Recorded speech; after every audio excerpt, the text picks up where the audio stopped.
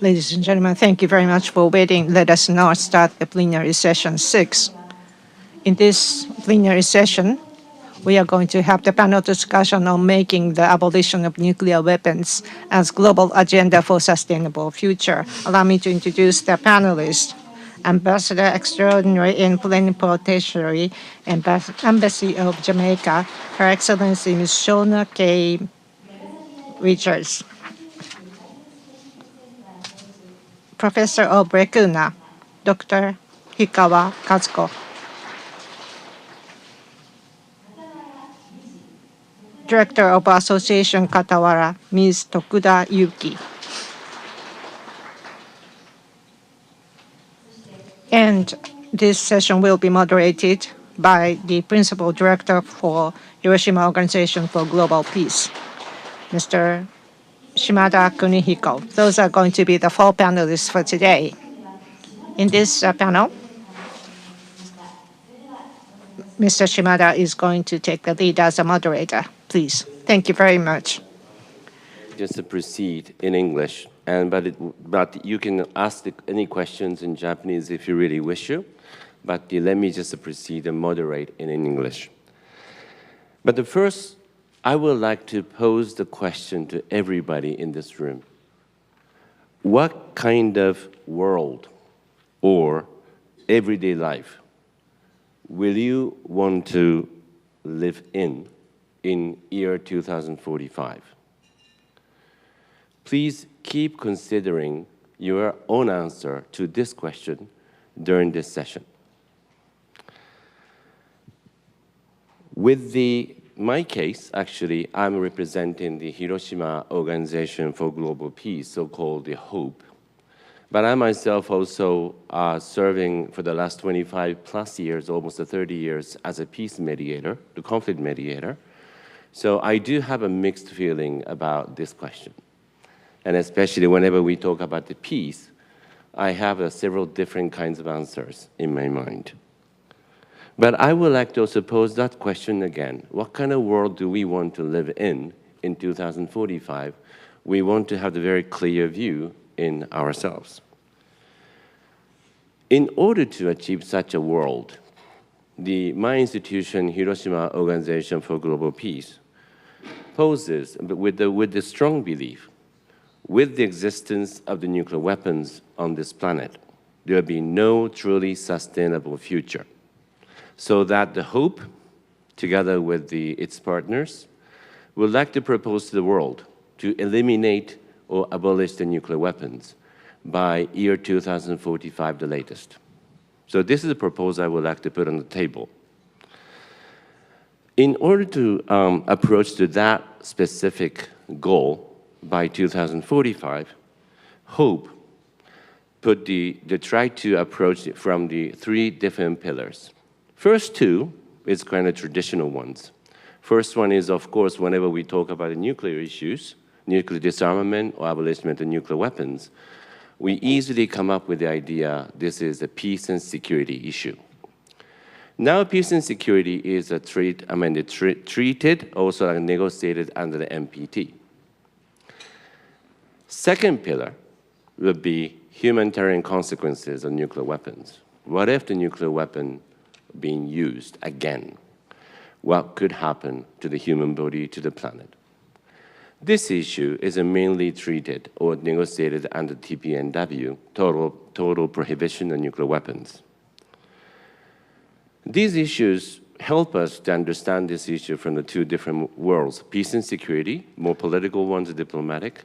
Another one is more human security, also humanitarian consequences, maybe like from the sociology or health concerns. But something is lacking. That's why the HOPE proposes to add the 3rd pillar to this question, which is our viewpoint from the sustainability. Try to see this nuclear abolition issues as a comprehensive manner to ourselves. Why sustainability? Is because if you look at the whole process, we call the life cycle approach to nuclear weapons, there are a huge amount of the negative aspects towards our sustainable future.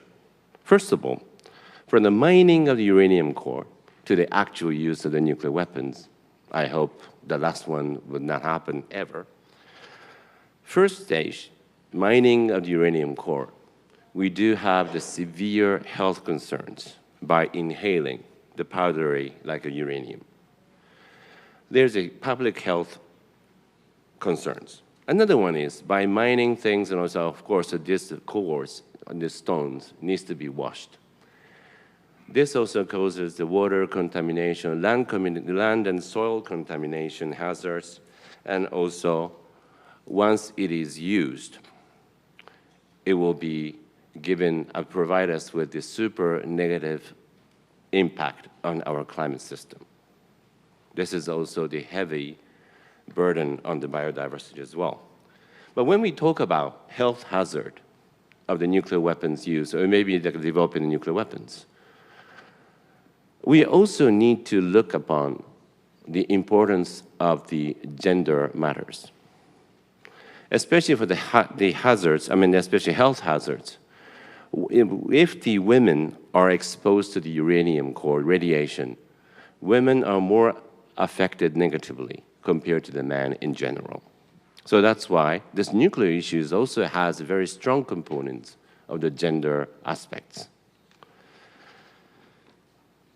And this nuclear weapon, I have to put it, but that's why, like I said on behalf of the hope, with the existence of a nuclear weapon on this world, there will be no sustainable future awaiting for us. That's why we would like to see it gone by year 2045, the latest. Because the nuclear weapons are the first and the final self-destruction device for human being created and developed, deployed by us human beings. That's why their existence is not helpful for the sustainable future, and their existence are not the answer to the source of our comfort.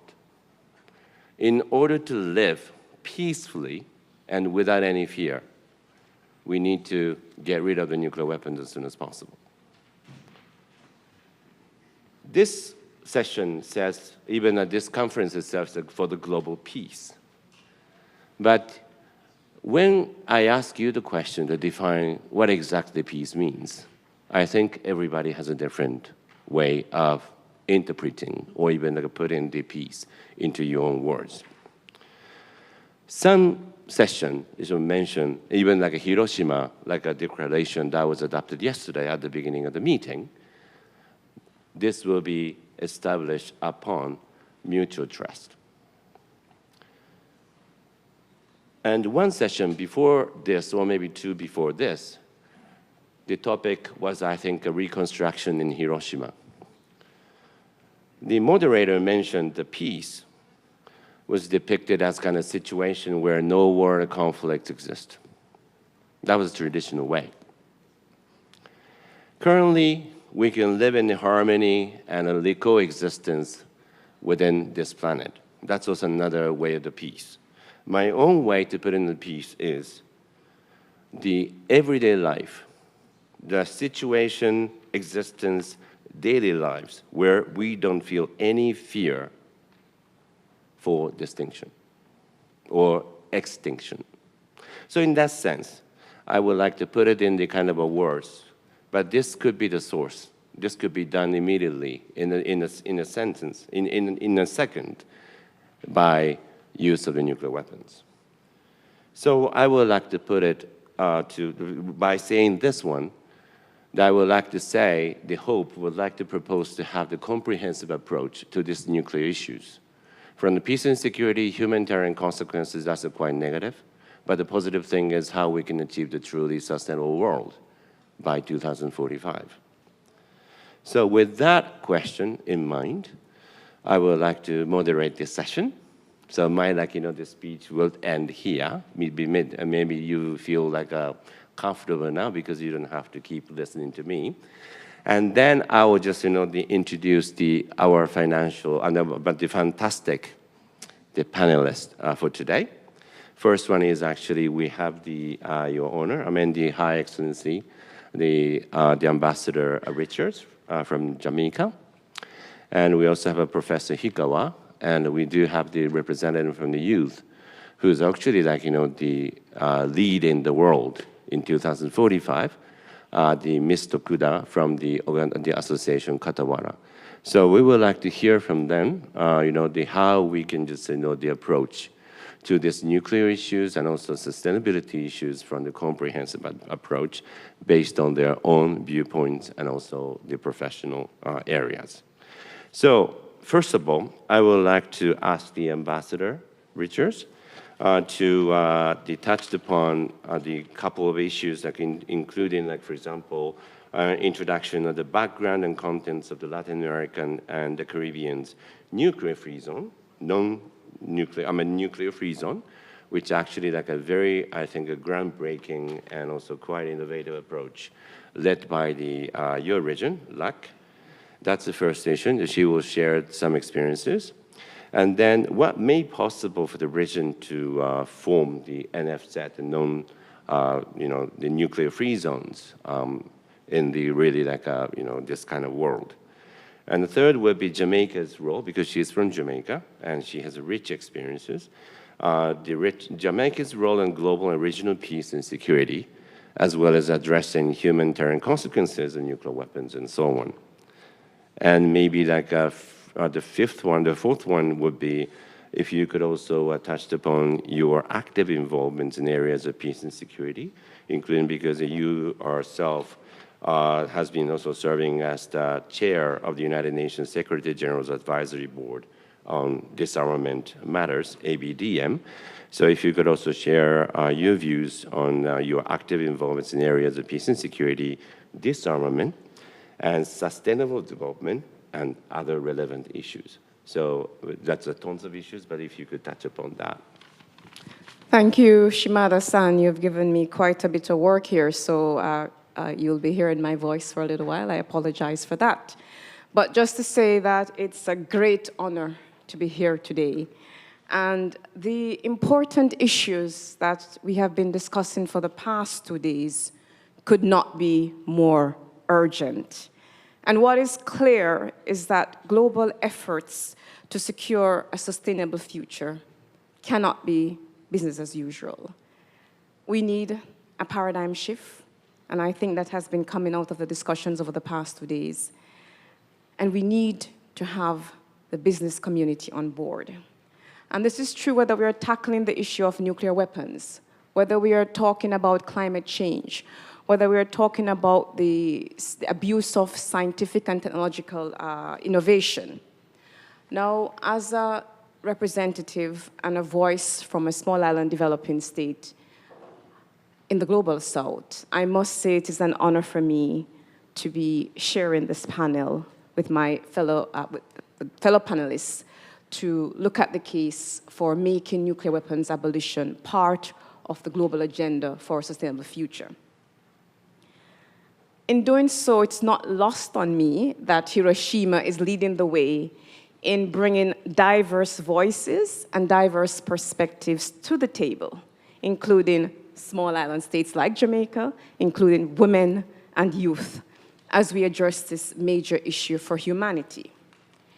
80 years ago, Hiroshima suffered one of history's worst catastrophe. And for 7 decades, the Hibakusha, they have stood up and they have mobilized in the quest to save humanity. Working tirelessly, they have been doing to ensure that history does not repeat itself. They have been working for a world free of nuclear weapons. But sadly, as we all know, the world today is once again on the brink of a war. We're in a severe crisis. And even more frighteningly is that the risk of nuclear escalation has never been greater. With Russia's ongoing invasion of Ukraine, we have the heightened hostility between India and Pakistan, we have the tensions around North Korean, Iranian nuclear ambitions. And we're actually hearing talks about the use of tactical nuclear weapons as if this somehow would be not a bad thing. And these ideas, they are normalizing nuclear weapons and they are eroding the taboo against their use. This trend is dangerous and it imposes new pressure on the present-day non-proliferation regime. And with the doomsday clock 89 seconds to midnight, the sense of despair is quite palpable, and the Hibakusha, they must be deeply disappointed at these negative trends. So the pressing question is, and I think you posed it, is this the future that we want? 58 years ago, in my own region, the governments of Latin America and the Caribbean rejected such a future. They rejected a future based on mutual assured destruction. Instead, they took a significant and they took a resolute stand in the name of their peoples to keep their territories forever free from nuclear weapons. And today, Latin America and the Caribbean remains at the forefront of global efforts on nuclear disarmament and non-proliferation. Their collective will was manifested in a visionary, in a bold, and in an unequivocal decision to adopt the 1967 Treaty on the Prohibition of Nuclear Weapons in Latin America and Caribbean, which we call the Treaty of Tlatelolco. And under this treaty, Latin America and the Caribbean region became the first densely populated region to establish a nuclear weapons-free zone. How did this happen? The fear of nuclear terror. In 1962, some of you may recall, the region faced an existential crisis as the Cuban Missile Crisis brought the world to the brink of an armed nuclear conflict. And in response to this direct confrontation between the United States and the then Soviet Union, the leaders of the region set aside any existing political differences, and they came together in solidarity against any future threat. Driven largely by Mexico, an initial cohort of countries, Brazil, Chile, Ecuador, and Bolivia, they took the decision to build a regional arms control mechanism to preserve the region's sovereignty against the whims of the nuclear powers, and of course, to address the indiscriminate and destructive force of nuclear weapons. And in less than 5 years, they crafted the Treaty of Tlatelolco. And they did so in defense of the survival of humanity, and of course, for permanent peace based on equal rights, based on economic fairness, and based on justice. Notably, the treaty promised to prevent precious developmental resources from being wasted on nuclear weapons program. And it offered a path to harness nuclear energy for the region's peaceful development. Now, all 33 countries of the region are parties to this pioneering treaty. And under this treaty, they have chosen to do several things: to prohibit and prevent testing, use, manufacture, production, or acquisition by any means whatsoever of any nuclear weapons. They have also agreed to prevent and to prohibit and prevent the receipt, the storage, installation, deployment, and any form of possession of any nuclear weapons. Moreover, they were able to secure, after much negotiation, negative security assurances from the nuclear powers that they would not be using nuclear weapons in the region, and that they would provide resources for peaceful uses. Now, I want to highlight, Shimada-san, of significance is that this treaty embodies our collective view that there are more rational alternatives to addressing security concern than relying on the doctrines of strategic stability. We hear a lot about that, and of course the favorite nuclear deterrence theory. And these approaches they really rely on the constant threat of nuclear annihilation, of mutual annihilation. And of further significance, I must say, is that the treaty has served as a model in establishing nuclear weapon-free zones in 4 other regions, notably in the South Pacific, Southeast Asia, Africa, and Central Asia. Now, as we deepen the quest for peace, and we've been talking a lot about that in the last 2 days, the P. These nuclear weapon-free zones in the southern hemisphere, because the global south has been leading this charge, provide us with quite a concrete image of what a world without nuclear weapons could look like. Now let me say a little about Jamaica's role in all of this. As part of Latin America and the Caribbean region, I am proud that my country, Jamaica, became a state party to the Treaty of Tlatelolco in 1969.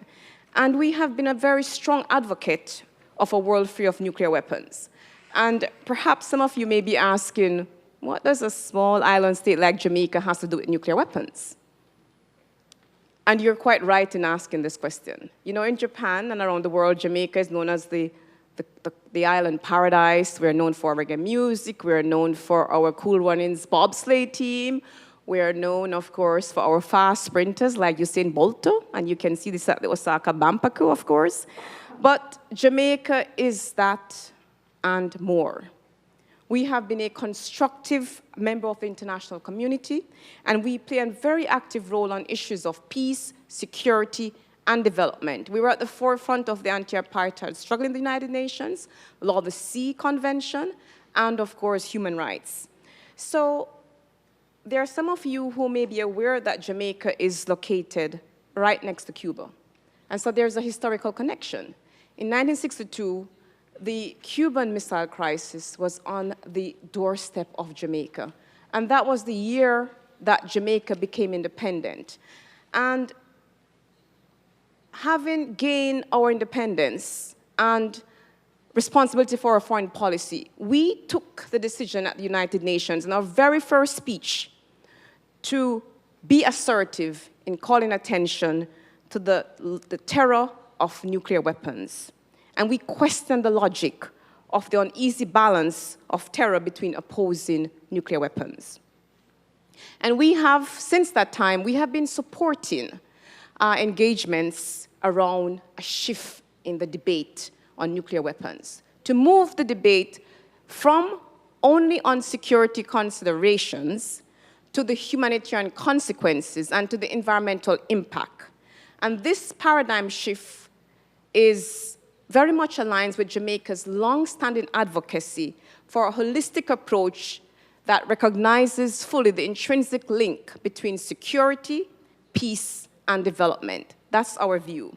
And Jamaica has consistently argued that this relatively narrow concept, classical concept of security, cannot be neatly applied to the multidimensional security challenges that we face today. We face climate change, pandemics, poverty, inequality. We cannot apply just this narrow sense of security. And so, like Hiroshima, we view disarmament not only from the military security posture, but we view disarmament from human security agenda. And that's what is very important for us. Now, beyond my country's commitment to disarmament, Hiroshima has made this issue my business. 20 years ago, I undertook a study visit to Hiroshima, and I did so with 29 other young diplomats from around the world. And this visit was part of the United Nations Disarmament Fellowship Program. And coming here 20 years ago, I witnessed firsthand the horrific realities of atomic bombing. I heard the heart-wrenching testimonies, the brave testimonies of the Hibakusha, including from Mr. Akihiro Takahashi, who sadly has since passed away. And I was asked to deliver some remarks at Hotel Riga on the very last day of this visit. And in those remarks, I implored my fellow participants that in leaving Japan, we should take the plea of the Hibakusha, that never again should anyone ever suffer as they have, and we should advocate for nuclear weapons abolition in our future work. 20 years on, as I sit here on this platform today, I am very emotional. I'm emotional because that promise I made to the Hibakusha has led me here today. And it has not only led me here today and shaped my work in the field of disarmament, but it has influenced my perspective on peace and security. And in that sense, for me, what is paramount is that we must always put people at the center of peace and security and disarmament. You mentioned that, Shimada-san, that disarmament is not about the weapons. It's about people. It's about their daily lives, and we should do that. And it's no coincidence that the United Nations Charter, the very first line starts, "We the people of the United Nations, determined to save succeeding generation from the scourge of war." And this is very important. This calls for a more inclusive, a more equitable, and effective approach to international cooperation that prioritizes human well-being and addresses global challenges that affect all people. It is a question of sustainability of the planet and, of course, of humanity.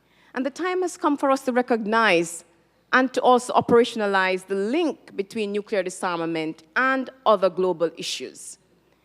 Hiroshima is demonstrating leadership yet again through its timely initiative that you just explained to make nuclear weapons abolition as a global goal. And of course, for a sustainable future for all. It cannot be business as usual. We need a paradigm shift. And I think out of this conference, the Hiroshima 2025 declaration shows that we need to join you in helping to transition to use ESGP towards a better future and in a relentless fight for world peace. Thank you very much, Ambassador Richards. Now I would like to ask the Professor Hikawa to give us the kind of her ideas. And also before doing that, I also would like to introduce that based on the most of the hopes proposal, she's also being served as a thought reader and also being the main author of our so-called vision paper. It's said the existing to a post-nuclear weapon world and sustainable future. And I hope that my colleagues and hope can give you maybe a QR code for the access to this. I have to say that it's a wonderful report. Could be a basis of the HOPE's proposal towards the future. So now I would like to ask the Professor Hikawa to address to us. Thank you, Shimada-san. And let me switch into Japanese because my English is not so good like yours. And I think that for the interpreters, it's also better because, yes, my Japanese is my mother tongue. すみません。それでは日本語でお話をさせて。Allow me to speak in Japanese from here onwards at this time. As one of the panelists in this meeting, I am very much privileged that I am selected as one of the speakers because I have been an expert in the researches of the nuclear disarmament, nuclear weapon disarmament. I used to work in MOFA, and after retiring MOFA as a researcher, I have been involved in this disarmament activities. But nuclear disarmament and nuclear abolition and economy without nuclear weapons, those are the areas of the researchers. In order to realize this, we have to review what the capitalism is all about in our society. Those is the area that I have been researching for. So this is a rather simple slides. Why I have been trying to link the nuclear arms disarmament with the economy is all illustrated. I was involved in the department to promote the participation of women in the society. In MOFA, I have been involved in the gender issue. And looks like this is the first panel with only the women panelists today. And in 2019 in Osaka, G20 summit was held. In that G20 summit, as you all know, underneath the government organization of G20, there are some private sectors. Women's 20, W20 existed. I was assigned as the co-chair with Yoshida Haruno. She is the vice president of Keidan then, and she took an office as the president of W20. And for some time, I worked with Yoshida-san for some time. And Yoshida-san taught me about the importance of ethical consumption. As Professor Gabriel talked about on the ethical capitalism, ethics have to be introduced in economy. By so doing, we will be able to make a change in the society. And Yoshida-san told me so. Half of the population is accounted for by women. And that there have to be more involvement of women in the consumption. Then we'll be able to promote ethical consumption. After the end of G20, I would like to be involved in the promotion for ethical consumption, she said. Now, G20 was completed in June in Osaka in 2019, and women's empowerment was emphasized in her speech by Ms. Yoshida. And on the next day, she passed away all of a sudden.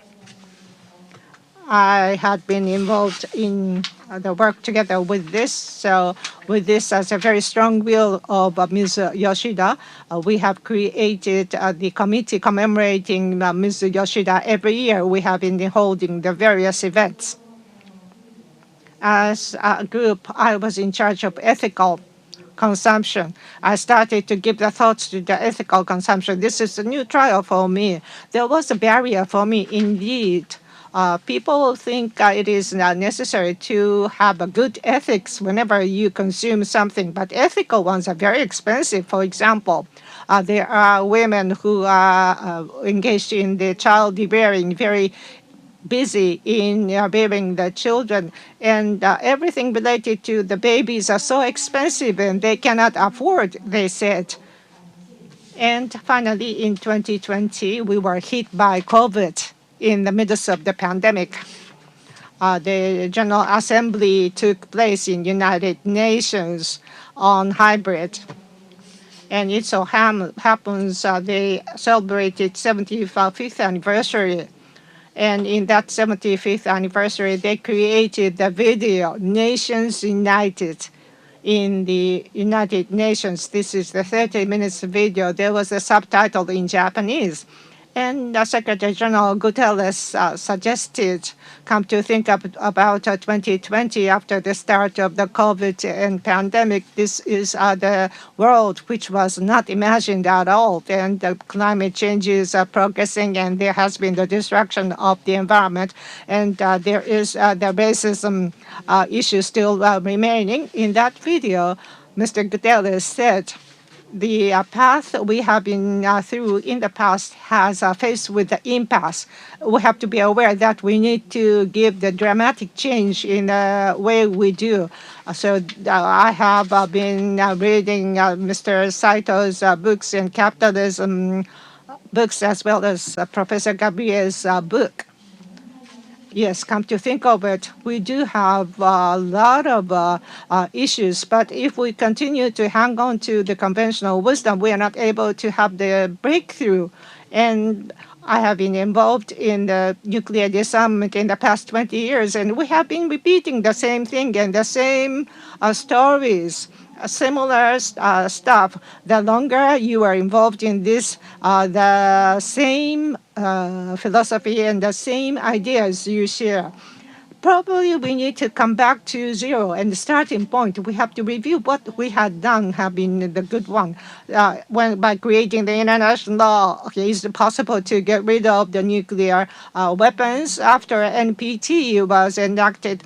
Is there any possibility of creating the world free of nuclear weapons? Those are things which were going back and through in my brain. If we can get rid of nuclear weapons, those issues we face, for example, environmental destructions, racism, and the human rights violation, infringement, and the gaps in many ways. If we are able to complete the abolition of the nuclear weapons, do you think we'll be able to create this safer world? Maybe there will be the emergence of the new weapons. What is the essence of getting rid of the nuclear weapons? How come we are not able to create the peaceful world?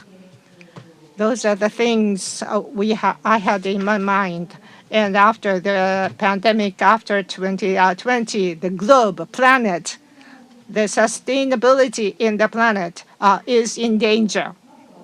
Therefore, before we start to advocate the nuclear disarmament, probably we need to think about how serious we face in the planet. In 2021, there was a MOFA-sponsored Track 1.5 meeting for sustainable advancement. There was the discussion in the other panel, sustainable globe and planet, as well as the nuclear abolition have to be put together to consider. And HOPE was introduced. It looks like HOPE as an organization is working on this. And I came to note the existence of this. And I was started to be involved in the theoretical working group for the sustainable future and nuclear disarmament. The discussion results are put in the papers with the issues as well as the solution. And he said comprehensive, but that's not comprehensive, but rather I would like to use the phrase called holistic approach. So what's the difference between holistic and comprehensive? When you say comprehensive, this means this covers many things and everything. But holistic is not to cover everything, but they are all connected, and this is all seamless. And those are some of the things I would like to put emphasis on. We would like to put them in one thing as the holistic approach. So what I am advocating here, sorry, I've been talking rather long. I would like to emphasize on the economy for the common good. I came across with this book. I'm not able to give you the details of this. And last year, because of the planetary health, there was the concept of the common God in RECNA in the policy paper. I have written the paper on this subject matter. If you are interested, please read this at your leisure time. Now, this economy for the common good. Because of the business I am involved in, I came all the way from Nagasaki to Hiroshima, but the Professor Gabriel was a lecturer on day one, so I wanted to listen to his lecture. I changed my schedule, and I have been involved in this panel discussion from his lecture on day one yesterday. And with the Professor Gabriel in his talk, he talked about the basic constitution of Germany, which was introduced, and I talked with him. There is the English translation, this which is available public. They use the public good. In German, Gemeinwohl is very difficult to be translated. In German, it is translated to the public good. But in English, if you are going to translate maybe this can be also translated into common good. So they have the Kokyozen in Japanese. Gemeinwohl in Germany can be probably translated for the common good. And I was trying to have the discussion with Professor Gabriel at the reception last night. The good is a little bit different from ball, which is closer to the well-being. And there was a translator who is good at in Germany how to translate the Gemeinwohl into English. What is the meaning? Everybody has to be happy.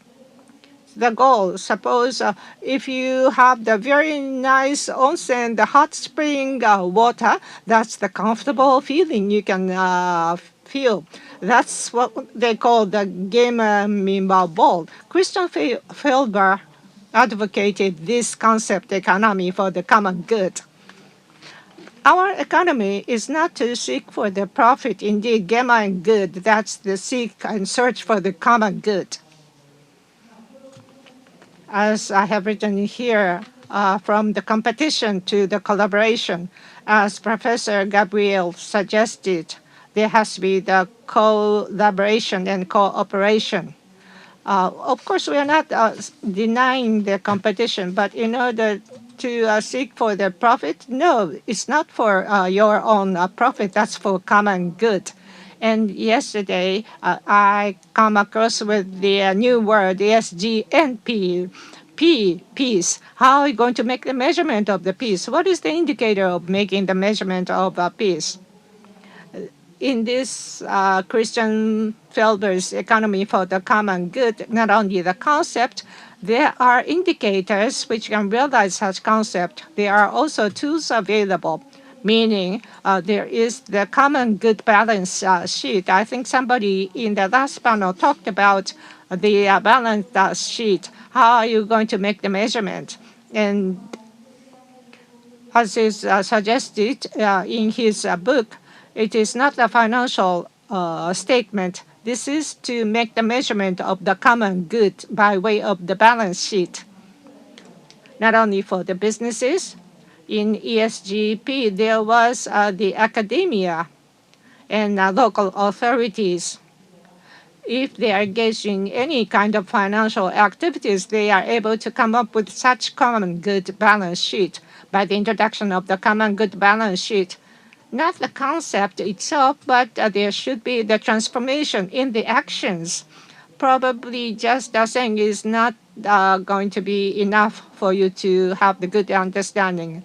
This is what I call the common good, which is human dignity, solidarity, and social justice, environmental sustainability, and transparency, and co-determination. Those are the 4 values for the common good. Professor Faber said that there is some Christian ideas attached to this. Of course, it is possible to come up with the Japanese version of the common good balance sheet and try to seek for the right values. And there should be the stakeholders groups, in the case, 5 of them: suppliers, owners, equity, employees, and customers, and social environment. How are you going to come up with the balance sheet? There is the matrix. There are 4 values we need to seek for, and there are different stakeholders listed vertically. For each section, are you sure that the dignity of the supply chain humans? And those are the checking sheet. And you come up with the metrics or the numbers. Peak up is also different, not also the positive figure than the negative figure. It's not that you are doing it or you are not doing it, that's not good enough. But it has to be the positive and negative number added. In Germany, with 1,300 companies, including the local authorities, they introduced this matrix. I visited Germany to elucidate what they are doing there, and it came to me. The purpose of this is to get the is not to get the result of the matrix through the course or the process of creating such a public good. For example, the relationship with the employees. You interview the employees, you will be able to identify the mindsets and the issues related to the employees. Then you will be able to realize the improvement in your businesses. Those are some of the tools available. I wanted to introduce this in front of you. Sorry, I have been talking rather long.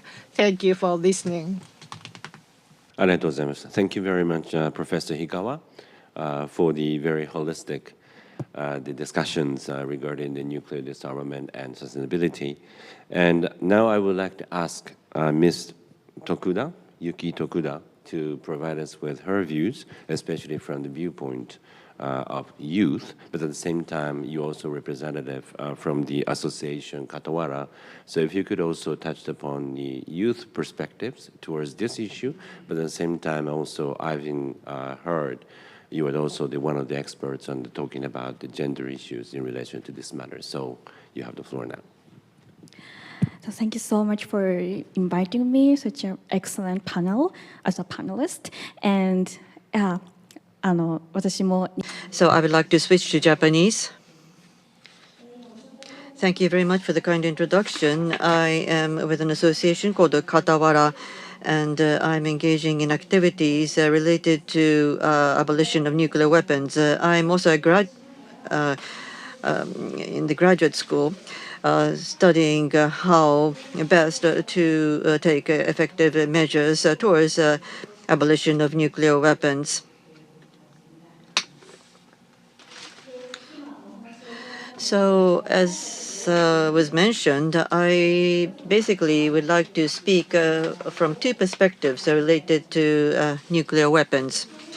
The first point is speaking on behalf of the youth.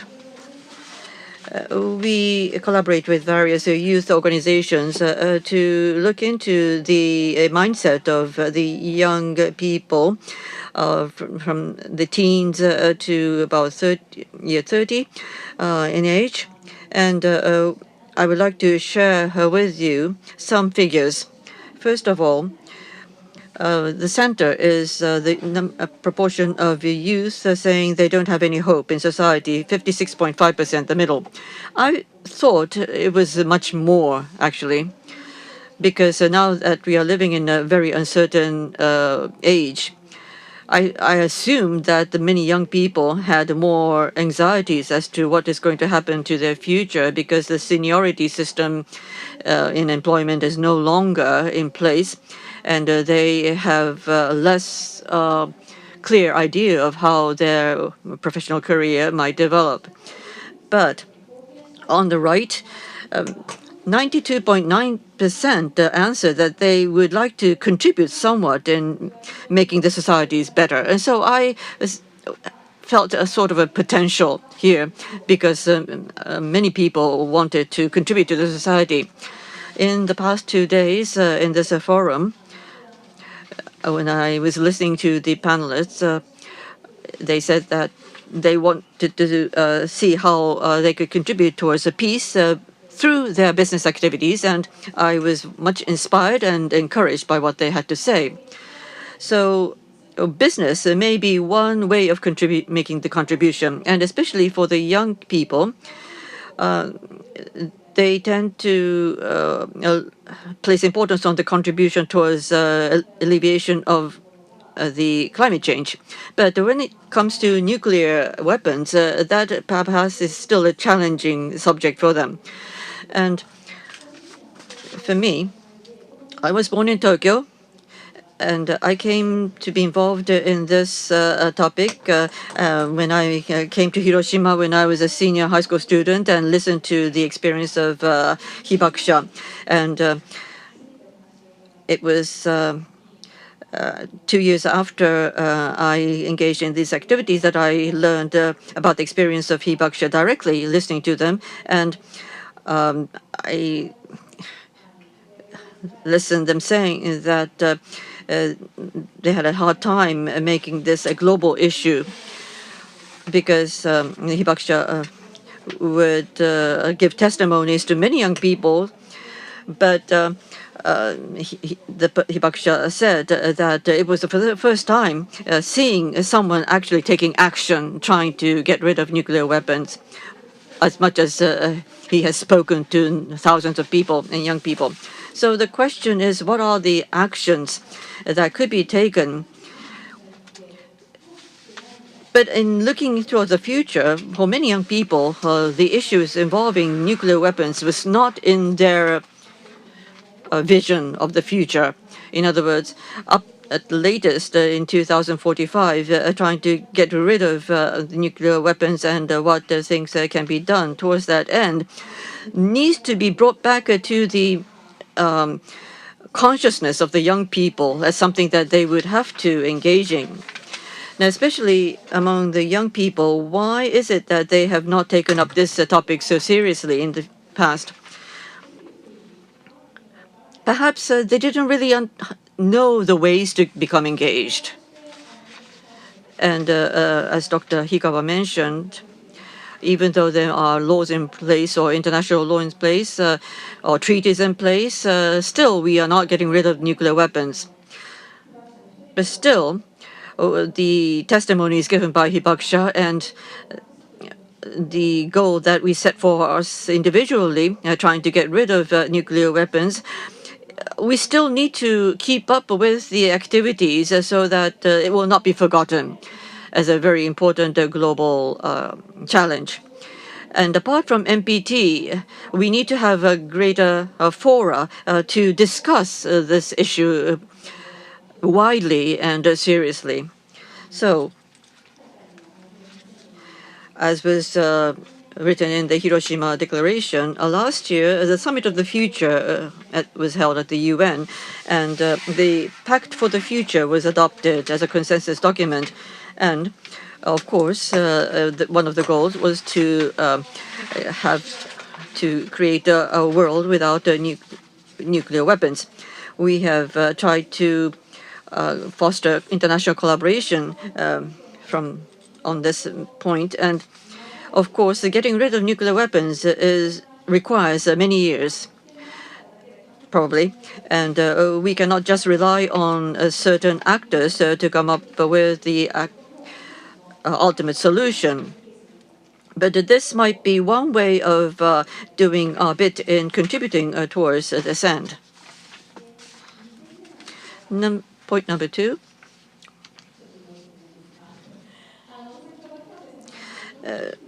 Professor Hikawa talked about thinking in a holistic way, and there are some commonalities. What I have to say, when we think about the nuclear weapons, it is something that cannot be limited to discussing disarmament only. And when we discuss the nuclear weapons, who are the stakeholders? And we ask that question: are they politicians, or the military, or the businesses? Who are the stakeholders? Among a limited number of stakeholders, perhaps the issue involving the nuclear weapons tend to be discussed in a very limited way, in a narrow sense of the word, related to national security. So I think we need to broaden the discussion so that we can feel more that we are part of the discussion too. One perspective might be the gender perspective. More recently, we started to talk about the disasters and gender, or climate change and gender. These are some of the topics that are arising more recently in Japan as well. And there are wage differences in Japan. If males are 100, women are 75. And given that situation, once a disaster occurs, of course, the damage may be different depending on the gender. So that perspective is arising more recently. And so, do we need a gender perspective in discussing nuclear weapons? As Mr. Shimada mentioned, the use of nuclear weapons per se may be unbalanced in relation to gender. So the people who are engaging in gender issues or gender challenges might have their views, perhaps indirectly, but they may want to speak up for issues related to nuclear weapons.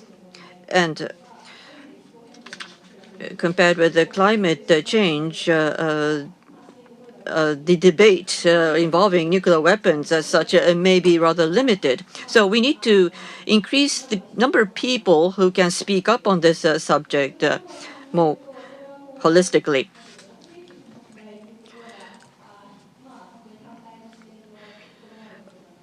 We are hoping that the nuclear weapon issues are not discussed just as nuclear weapons issue, but I think we need to discuss it with other perspectives in mind, so that each individual can consider that issue as his or her own issue. Spreading the activity is important, and to involve many more perspectives and people with different ideas. Now that we have heightened threat of nuclear weapons, there are still challenges in what sort of activities we're able to conduct. But I think a greater number of youth are having more interest in this topic. And so the point is, how can we involve as many people as possible and many groups and associations as possible to engage in this very important topic? Thank you. Wonderful. Thank you very much. 15 minutes to go. So that's why we already put lots of issues and also items on the table for discussion. And one of the key issues I just realized is actually some of the gaps of the recognition of the issues. For example, even at the SOTOF, the Summit for the Future, last year I was also there, and among the hundreds of the side events organized by lots of different organizations, only 2 events touched upon the nuclear issues. I was very happy to see action number 25 touches upon the importance of moving forwards towards the world without nuclear weapons. But still, there is the lack of for instance, understandings or level of lack of the enough level to provide these issues to the world. That's also one thing. I myself also been a regular participant to the Munich International Security Conference, but I'm also a regular participant at the Istanbul, the annual conference for the weapons industry, and always back-to-back in February.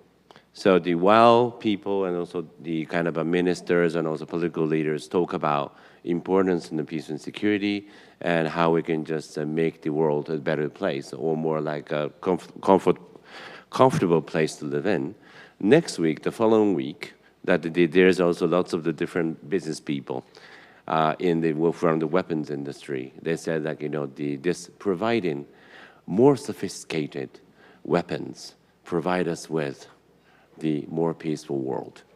So always the lack of maybe a huge gap and disparity between the kind of recognition towards the peace and security issues, even related to the weapons and nuclear weapons. That's why I do feel the importance of putting the common agenda, a common understanding based on the ESGMP in both political, diplomatic, academic, and also some youth activities, but also could be put in the center for the business activities for the future in order to achieve for the truly sustainable and peaceful world for all. So now, that's enough for me, and I would like to ask each panelist to ask the questions among each other, and if you have any kind of burning questions, and please do so, and then hopefully we can close by time. So, Ambassador Richards. Well, thank you, Shimada-san. I have a question for Professor Hikawa. You're at RECNA, the Research Center for Nuclear Weapons Abolition at the University of Nagasaki. And I shared a little about what we're doing in Latin America and the Caribbean, what we have done to create a nuclear weapons-free zone and how that works. One of the issues is how to expand, how to create alternatives. And I know that RECNA has been doing a lot of work around how to provide alternatives to nuclear deterrence and this concept of strategic stability. And I wonder whether you could share what work has been done on this particular issue for Northeast Asia. You mean only Northeast Asia? Yeah. Okay. Well, generally in the region, but in particular for this region of Northeast Asia. はい。RECNA で Okay. In RECNA, there are various projects we are undertaking Just like the theoretical convention in Northeast Asia, how are we going to create the similar nuclear-free zone? And we have been working on this in the past several years, and the report was published just this year. So alternatively, now the nuclear deterrence. As I said at the outset, policy paper is available. This was published last year, not only by me, but also with the other faculty members, as well as by the other side, the researchers from the different perspectives. We have discussed on the result of the researches on the nuclear deterrence. And also in December last year, from Waseda Publishing, we need to design the world free of nuclear weapons. 4 RECNA faculty members put their ideas in that publication there, and my colleague, Professor Nishida, wrote the chapter about the international law for the nuclear disarmament. I was in charge. I proposed a universal organization such as NPT, whereby there should be the agreement amongst as many as nations and non-proliferation. Well, is this the desirable organization, or is it better to have the region-to-region agreement so that we'll be able to reach the common agreement and we will be able to come up with the implementable results? So not under the umbrella of one international convention all alone. Probably we should do this region to region, and if we can put together, we can get rid of the nuclear weapons in the world. That is our proposal. 追加なんですけれども、ビジネス企業がその分野でやはり代替策を見つけるにあたって何か貢献できることありますか？経済、例えば研究に資金提供するというようなことに関して実際経済界ができることなどありますか？ Or start in the next couple of years, and especially we have a journal for peace and disarmament, and we are planning to kind of make a special edition for business and nuclear disarmament, for example. Thank you very much. So any other questions from the panelists among each other? So Hikawa Sensei, do you have any questions? Yeah? No? Wakamono, youth. I would like to hear from the youth, now that we have the representative of the young people. Because I work in the university, I can have the contact always with the young people, and I learned a lot from the youth. What is the biggest hurdle for the youth? For the young people to be engaged in the various researches, what are the things you wish to have most?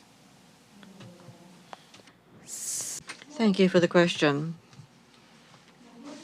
There are many things that come to mind, but my feeling is that there are horizontal networking, vertical networking. In both cases, we have difficulties, we have challenges. As I have mentioned, youth and engaging with nuclear weapons are not enough. In other words, in comparison with climate change, the level of activities are still limited. So the question is how we bring about networking among the people who are engaging in this topic is a challenge. We can work on a university terms, or we can try to connect these activities. But I think the question is trying to identify who is doing what are the different approaches, and where do I or others want to contribute. Networking in that level is still not enough.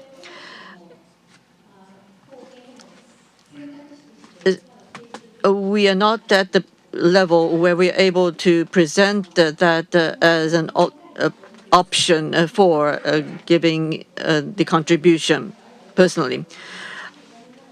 It would have been better if I had that sort of an option when I started my activities. That is still a challenge. What sort of a contribution one can make, including myself, is still difficult to identify. Human relations, climate change, these are kind of topics where the activities are more clear. And we are engaging in sort of a research as well. But last year, EU has provided funds for the Next Generation Initiative, which was a mentorship for the youth involved in such a nuclear abolition activities. So this was led by the EU, so many young people from Europe attended. But they are also, and they were mentored, so to speak, by experts. The question is then, could we have similar activities in Japan? There may be some potential in thinking about such opportunities. And it is important to continue with the activities after you start something. And mentoring from such experts might be a great help to encourage young people to become more involved. I think that could make a change, speaking from my personal experience last year. Thank you. I am a beneficiary of disarmament education. I came here, as I said, 20 years ago as a youth. Well, not so young, but still a youth at the time. And I really believe in the power of the youth in helping us to transition to a post-nuclear weapons world. But we have to equip the youth. We can't just say we're dependent on the youth to make change, to have that paradigm shift. So how do we go about it? And of course, former Prime Minister Kishida had launched the Youth Leaders Fund to help young people from around the world to come here to experience firsthand, because the testimonies of the Baksha remains quite relevant to drive, to motivate, to ensure that we keep this relentless fight for a world free of nuclear weapons.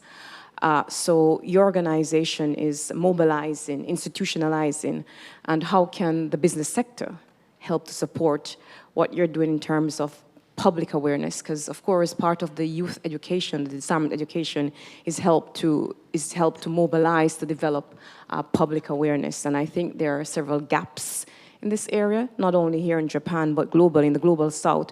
How do we help to equip young people to speak fluently and actively engage on these issues, to engage politicians, to have agency? So these are topics as we make the case for making nuclear weapons abolition a part of the global agenda, the actors, and how to equip the actors to participate fully in the process. And we talk about the youth, but of course, in my perspective, the women who plays a critical role in not only in representation, in number, but in perspective, because we bring a perspective, as I said earlier, that will broaden the concept of security. That security is not just military security. Security is human security, and women can help to do that. We can help to redefine some of the narratives that we have that keeps this military-industrial complex where we spend all this money on weapons to bring solution. But what we're having is a cycle of insecurity and instability, and it is not working. So the new actors, diverse actors, new perspective will certainly help to transition to a world where we don't rely on nuclear weapons for our security. Wonderful. Thank you very much. Do you have any questions to the panelists? Richard Taishini. I have the question to Ambassador Richard. Being a diplomat in the past, you have been quite active through your experiences. starting from the visit to Hiroshima as the starting point, you have been contributing to the nuclear disarmament, and mention was made about the importance of youth involvement. In the past, have you done any collaboration with youth? Can you share your experiences? What was good in associating with youth in your activities? Because as one of the youth, be it the researches or the national government activities, what are the areas we are able to collaborate with? If there is a room, please let me know specifically. For that, well, these days I don't consider myself a youth, so I'm in the phase of giving back and helping to empower. And one thing that I try to do is to what I call energize, to give motivation. And for instance, last year, Nagasaki has this very interesting initiative called Youth Entrepreneur, how to link youth engagement around entrepreneurship. Again, to mainstream these activities of nuclear weapons, abolition, with other issues, climate change, business, and so forth. And how to get young people to see that what they do in terms of championing social justice, social causes, can contribute to helping us achieve a world without nuclear weapons. So to come up with creative ideas, and one ideas, we talk about using music, we talk about using illustration, we're talking about social media, young people are very good. What are the activities in your own space that you can use to do public awareness, which is a critical role that young people can play? So these are some of the activities I have been doing with the youth in Japan. At the end of June, I will go on Peace Boat and do some engagement, but I'm going to use part of the music, creative tools or business tools to help young people develop modules and approaches that will help to get greater understanding of what can be very abstract and difficult issues, which are deliberately left, of course, to the military-industrial complex to do the discussions, the diplomats, the politicians, but how to broaden that dialogue and education, workshop, training, especially for women on these topics, is a critical, are critical tools, I believe, in bridging the gap, the knowledge gap, and the capacity gap. Thank you very much. Since we need to also close the sessions, if you have any last words to say to the audience, please, now is the time, but very concise. Otherwise, I will close the session. So do you have any final word as a panel? Professor Hikawa? Now that youth is involved here, I believe the involvement of the youth is very important and critical, including the other countries as well as United Nations. We have been involved with the youth, and RECNA in Nagasaki and the prefecture and the city, there is a big event with the youth to celebrate the 80th anniversary. Ambassador? Well, I come from a sprinting nation, and I would say that the efforts to achieve a world free of nuclear weapons, we should see it as a marathon and as a relay race. So it's a long road, but we should never give up. In 1945, a Jamaican reggae superstar was born in February 1945, 8 years ago, the same year as the atomic bombing. And he used his music to champion equal rights, justice, solidarity, one love. Many of you may know him as Bob Marley. And the last song he did before his untimely death is Get Up, Stand Up for your right. Get up, stand up, never give up the fight. So my message is to Hope and to all of us is that the road to a nuclear weapons-free world may seem long and arduous, but let us never give up the fight. Let us come together and let us put that P in ESGP. Thank you very much. Thank you, Madam Ambassador. You have any last words? A short comment? Yeah. ありがとうございました。そうです。Thank you very much. I totally agree with what has been said. might be living in a society difficult to live with the notion of trying to get rid of nuclear weapons. But still, it is there is no choice of giving up. And we had a business perspective in this forum as well. But I think it's important to bring together all those different diverse perspectives in engaging with this important topic. I have learned that over the past 2 days, and through this panel, I have learned a lot as well. So I hope that we can invite as many different people as much as possible as stakeholders to engage in this discussion. And I would like to also thank all the panelists. And lastly, at the beginning of the session, I ask all of you the question, what kind of world you would like to live in the year 2045? If you haven't come up with a very clear answer, please keep thinking about your own answer, your own way. But if you happen to come up with your concrete answer, please act on it. So this is, I think, one of the key messages from Hiroshima, because since we have signed the declaration yesterday, that includes the new concept, so-called ESG-P. So try to act upon this ESG plus P in your own businesses and your daily life and so on. So with that, I would like to close this session, and thank you very much for giving us this wonderful opportunity. Thank you.